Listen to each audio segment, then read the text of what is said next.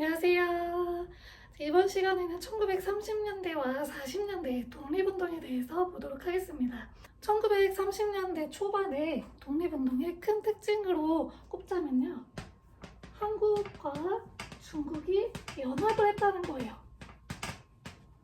한중연합군이 만들어지는데요. 왜냐하면 지난번에 통치체제에 대해 얘기했는데 1931년에 일본이 만주 사변을 일으키고 1932년에 이제 만주국을 세워요. 그러면서 본격적으로 중국으로 들어갈 준비를 하거든요. 그래서 중국 쪽에서도 일본에 이제 대항을 해야겠죠. 그래서 우리 그때 대한민국 임시정부가 있었으니까 대한민국으로 보통 그때 불렀거든요.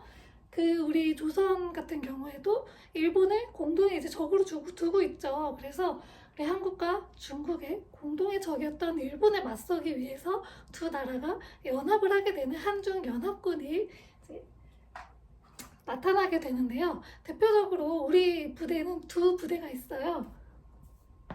첫 번째는 조선혁명군입니다.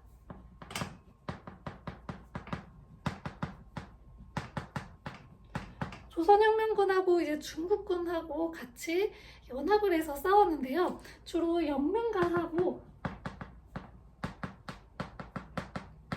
흥경성에서 싸웠습니다. 이 조선혁명군을 이끌었던 대표적인 장군으로는 양세봉 장군이 계셨습니다. 그리고 한국 독립군이 있는데요.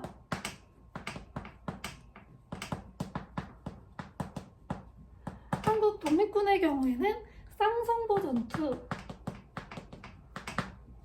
사도하자 전투, 그리고 대전자령 전투가 있습니다. 이 부대를 이끌었던 장군은 지청천 장군이 있습니다. 지청천 장군은 나중에 한국 광복군의 이제 총사령관으로 임명이 되기도 하는데요. 이 대전자령 전투가 끝난 다음에 전리품이라든지 주도권 이런 배분 문제를 가지고서 좀 문제가 터졌어요. 그래가지고 중국 관내로 진출을 해서 이제 여러 부대로 진출을 하는 그런 일들이 벌어졌습니다. 좀 와해가 돼요. 요 대전자령 전투 이후에 전리품 배분 문제라든지 아니면 주도권 문제라든지 여러 가지 문제가 터져서 이제 좀 와해가 되기도 했습니다. 또 하나의 부대가 동북항해연군이라는 게 있어요.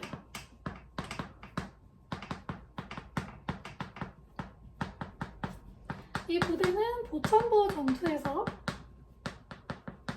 활약을 했었고요. 그리고 1935년에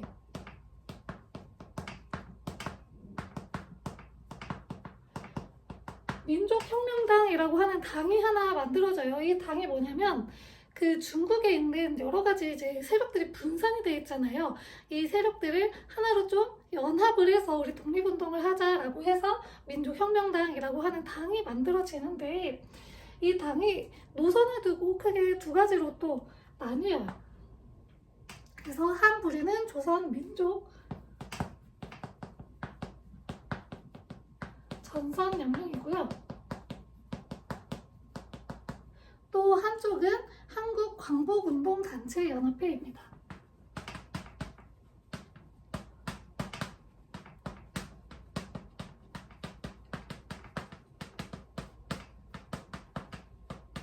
이렇게 크게 두 노선으로 좀 갈라지게 되는데요.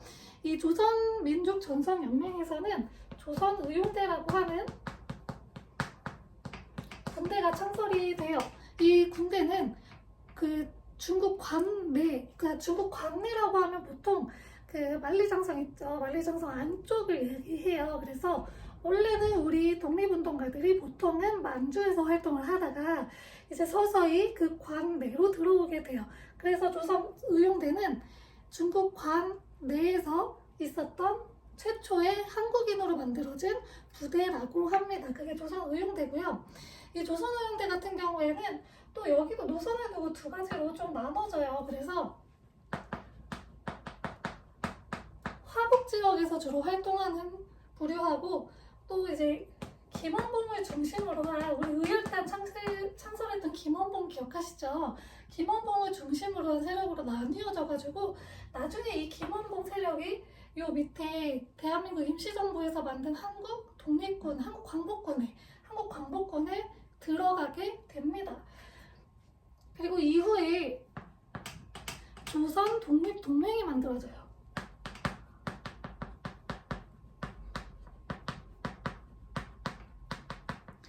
여기서는 조선 의용군을 창설을 하고요.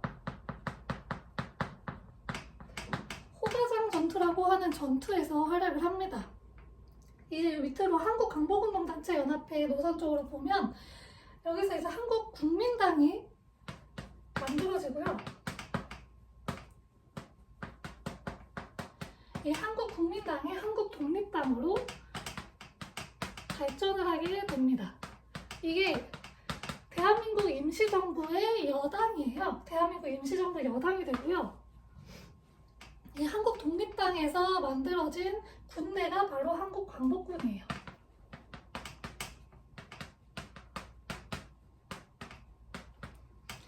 그래서 이 한국광복군은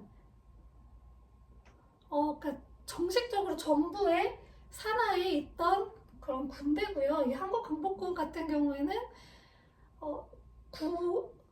이 한국광복군은 만주에서 만들어진 게 아니고 관 내에서 만들어졌는데 어떻게 관 내에서 만들어질 수 있었냐면 당시에 이제 이따가 하겠지만 한인애국단이라고 하는 단체가 만들어지거든요. 이 한인애국단의 의거를 계기로 해서 중국의 국민당이라고 하는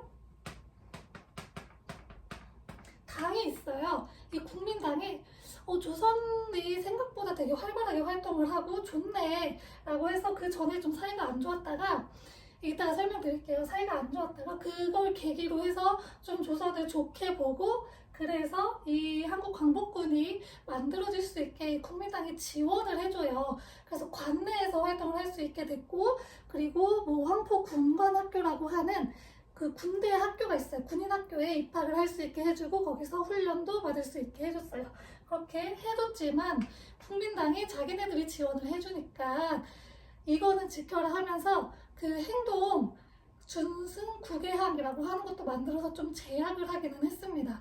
아무튼 한국광복군이 이렇게 만들어졌고 한국광복군은 당시에 제2차 세계대전 중이었거든요. 그래서 연합군하고 같이 싸우게 되고 같이 훈련도 받고 인도하고 미얀마 전선에 파견이 돼서 암호 해독도 하고 그리고 국내 진공 작전을 준비를 해요. 우리 이제 국내로 들어가야 되잖아요. 1940년대거든요, 이때가. 국내에 들어가야 돼서 국내 진공 작전 준비를 하던 와중에 일본이 무조건 항복을 해서 우리나라가 광복을 맞이하게 된 거고요. 한국 독립당 같은 경우에는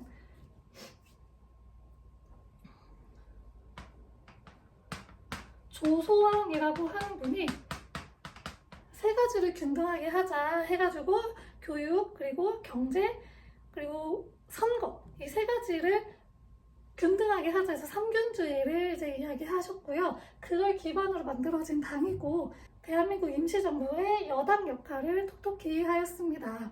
이어서 이제 아까 잠깐 설명드렸던 한인애국단에 대해서 설명을 드릴게요.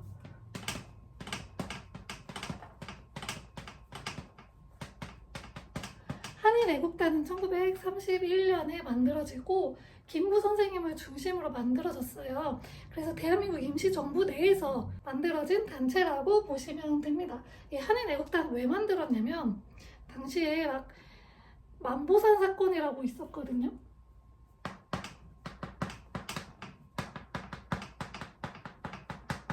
이 만보산 사건이 뭐냐면 중국 농민들하고 우리 농민들 사이에 수로를 가지고 좀 싸웠던 문제인데 이게 발단이 돼서 만주사변이 일어났거든요.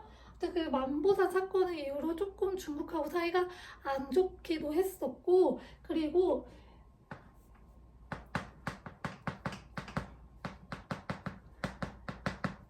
우리 그 대한민국 임시정부 했을 때 그 국민대표 회의 하면서 노선이 나눠지게 됐고 결국에는 많은 분들이 탈퇴를 하셨다고 했잖아요. 그래서 임시정부가 되게 침체가 돼 있던 상황이었어요. 근데 사실 대한민국 임시정부가 우리의 정부 역할을 해야 했고, 그리고 독립운동의 약간 중심 센터 역할을 했었어야 되는데, 이렇게 좀 침체가 돼 있다 보니까 잘 그런 독립운동들이 이루어지지 못했던 거죠. 그래서 김구 선생님께서 이렇게만 두고 볼 수는 없다, 뭔가를 해야겠다라고 해서 만든 단체가 한인애국단입니다. 대표적으로 두 분의 의거가 있는데요. 너무너무 유명한 이봉창 의사와 윤봉길 의사의 의거가 있죠. 이 이봉창 의사 같은 경우에는 되게 어렸을 때부터 일본에 사셨대요. 그래서 자기는 어렸을 때부터 나는 일본인이다 라고 하는 그런 생각을 갖고 사셨는데, 그거를 이제 바꾸게 된 계기가 관동 대지진 이후로 그 일본 내에서 조선인에 대한 혐오가 엄청나게 심해져요. 그래서 그렇게 차별을 받고 생활을 하다 보니까 내 정체성을 깨달은 거죠. 나는 일본인이 아니고 조선인이 맞구나. 내 정체성을 찾았구나 해서 이제 조선을 위해서 살아야겠다라고 생각을 하셨대요. 그래서 이 한인애국단 창단 소식을 듣고 김구 선생님을 찾아가서 의거를 자기가 하고 싶다고 의사를 밝히셨대요. 근데 김구 선생님께서 처음에 좀 이렇게 의심을 했던 게 뭐냐면, 이봉창 의사가 어렸을 때부터 일본에 살았다고 했잖아요. 그래서 한국말이 굉장히 서투셨대요. 그래가지고 이 스파이 아니야? 라고 이제 의심을 하셨는데, 몇 날 며칠 같이 대화를 하고 하다 보니까 진짜 진심이 느껴지고 이건 진짜구나 라고 느끼셔서 의거를 맡기셨다고 합니다. 이제 이봉창은 어디를 노리느냐? 일본의 신장을 노려요. 도쿄에 있는 왕이 거주하는 곳에 폭탄을 던지기로 이제 노리는데, 이 폭탄을 갖고 배를 타고 일본을 가다 보니까 옛날에 이제 기술이 별로 안 좋아서 실제로도 폭탄을 사제로 만들다 보니까 잘 안 터지고 이런 경우도 많았대요. 근데 마찬가지로 이제 배 타고 가다 보니까 너무 습하기도 하고 해서 이게 불발이 된 거죠. 그래서 그 자리에서 잡히셨다고 합니다. 그래서 이봉창 의사의 의거가 이렇게 있었고요. 윤봉길 의사의 의거는 상하이 훈커공원에서 일어납니다. 그 당시 상하이 훈커공원에서 무슨 일이 있었냐면, 상해 사변 이후에 그 일왕의 생일 기념으로 해서 뭐 전승 기념일 행사가 있었어요. 그날을 노리신 거죠. 그래서 이때 의거를 일으키기로 합니다. 왜냐면 일본 높은 사람들도 많이 와 있고 사람들이 많이 오니까 그때 이제 의거를 일으키시려고 하신 거예요. 그래서 가서 총을 준비를 하셨고, 그리고 그 도시락 폭탄이 되게 유명하죠. 그거는 자결용이었다고 합니다. 그때 의거를 일으켜서 몇 명의 이제 사상자를 내고 붙잡히셨습니다. 또 그런 의거를 일으키셨는데, 이분들 그때 나이가 저보다 어리시더라고요. 그래서 참 제가 고등학생 때 배웠을 때는 30살 이러면 조금 그래도 많아 보였거든요. 근데 지금 그 나이가 지나고 나니까 내가 30살 때 과연 할 수 있었을까? 라는 의문이 들기도 해요. 그래서 되게 감사하더라고요. 그래서 늘 존경하고 있습니다. 그 효창공원이 있어요. 서울에 가면. 거기에 가면 두 분의 묘가 있으니까 김구 선생님 묘도 있고 백정기 의사 묘도 있고 안중근 의사의 가묘가 있어요. 안중근 의사는 유해를 찾지 못해서 가묘를 세워놓은 상태입니다. 그래서 거기 가면 인사드리실 수 있습니다. 아무튼 이게 이제 한인애국단이고요. 1940년대가 끝나면서 이제 점점 패전의 그림자가 짙어지고 있어요. 그래서 일본이 이제 좀 지려고 하는 거예요. 왜냐면 그때 이탈리아 항복했죠. 그리고 독일에 히틀러 자살하면서 독일이 항복을 했죠. 그래서 이제 일본만 남은 거예요. 얼마 남지 않았구나. 우리도 우리의 건국을 준비해야겠다라고 해서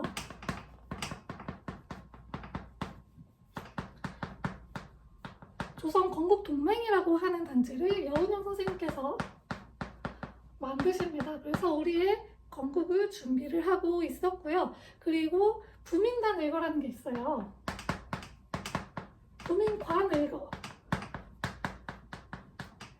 이 부민관 일거는 대한애국 청년당에서 일으켰는데요. 이게 일제강점기 최후의 일거라고 합니다. 그래서 요즘 교과서에서도 실려있는 교과서가 많아서 잠깐 언급을 해봤습니다. 마지막으로 국학운동만 보고 마치도록 하겠습니다. 국학운동은 말 그대로 우리의 학문이에요.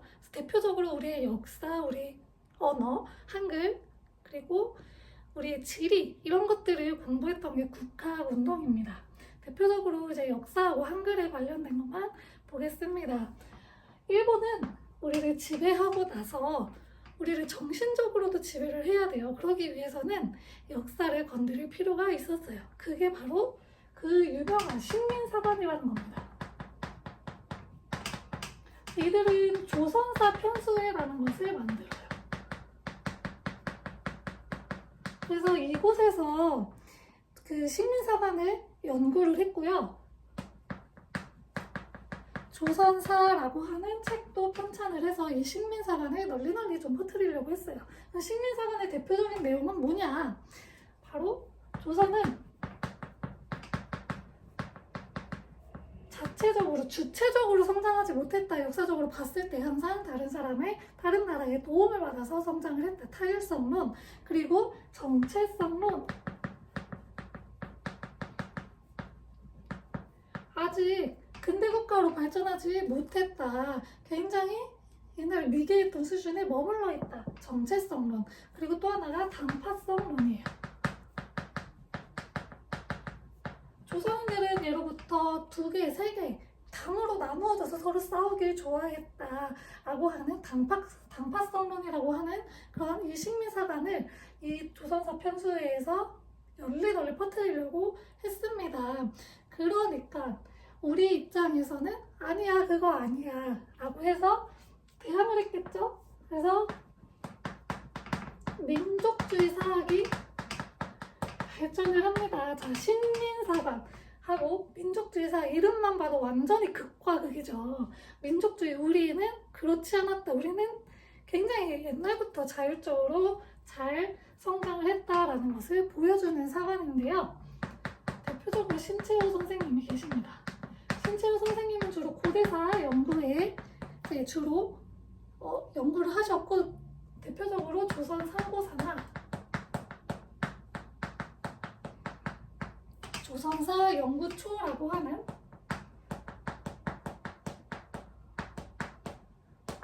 책이 있어요. 이런 책들을 통해서 고대부터 우리는 좀 주체적이었다라는 것을 많이 보여주려고 하셨고, 박은식 선생님도 계시는데요. 박은식 선생님은 한국 통사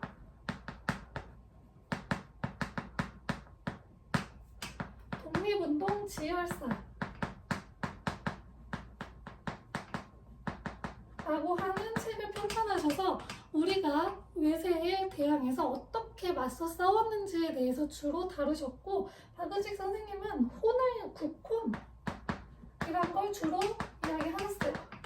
나라의 형체는 사라질지언정 혼만 남아있으면 된다. 혼이 그 본체다. 그래서 형체는 사라졌으나 우리 혼은 남아있기 때문에 아직 조선은 죽은 게 아니다 라는 거고요.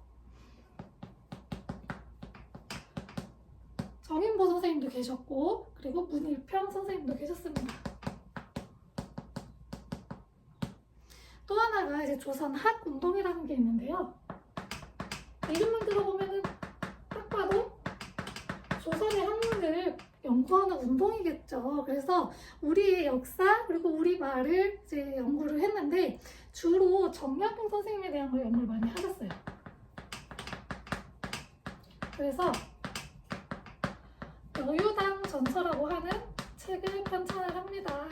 이거는 정약용 선생님의 사상들을 다 이렇게 모아놓은 책이에요. 그러니까 정약용 선생님이 쓰신 책을 다 모아서 사상을 집대성한 책이 여유당 전서예요.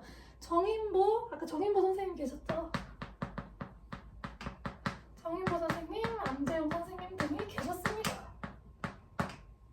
또 하나가 뭐냐면 사회경제사학이라는 건데요. 여기 정체성론에 대항해서 우리는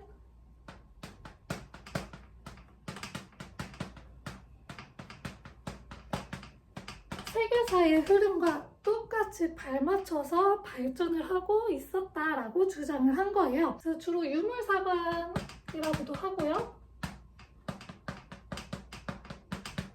이 사회경제사학을 주장했던 분 중에 대표적인 분은 백남원 선생님이 계셨습니다. 이분이 말씀하신 게 아까 얘기했던 세계사의 그런 보편 법칙에 의해서 우리도 똑같이 발전을 했다라고 주장을 하셨던 거고요. 또 하나가 실증주의 사학이 있어요.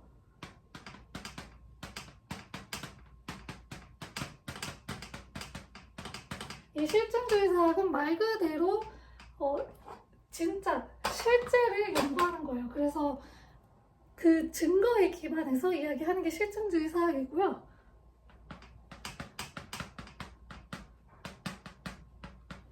이병도 선생님과 손진태 선생님이 계셨고, 여기는 진단학회라고 하는 학회에서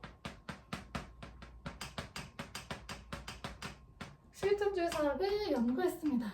마지막 우리 한글에 대한 것만 잠깐 보고 마칠게요. 한글 같은 경우에는 1920년대에 조선어 연구회라고 하는 단체가 있었어요. 여기서 각야날이라고 하는, 지금의 한글날이죠. 각야날이라는 것을 만들었고, 나중에 이게 조선어학회로 발전을 하는데요. 조선어학회는 우리말 큰사전이라고 하는 책을 편찬을 하려고 하다가 발각이 돼요.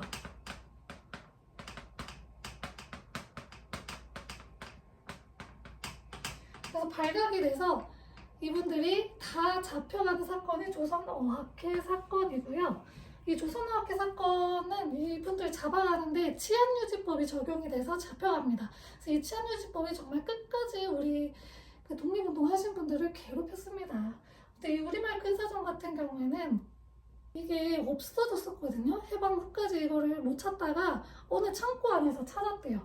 그래가지고 아마 그 잡혀가시기 전에 어디다가 숨겨놓으신 것 같아요. 그래서 이게 없었으면 사실 우리가 계속 막 일본어만 계속 쓰고 있었잖아요. 학교에서도 일본어 쓰고, 일본 사람들이 자꾸 우리 일본어 쓰라고 하고, 그리고 아무래도 일본의 지배를 받고 있으니까 일본어를 많이 쓸 수밖에 없었거든요.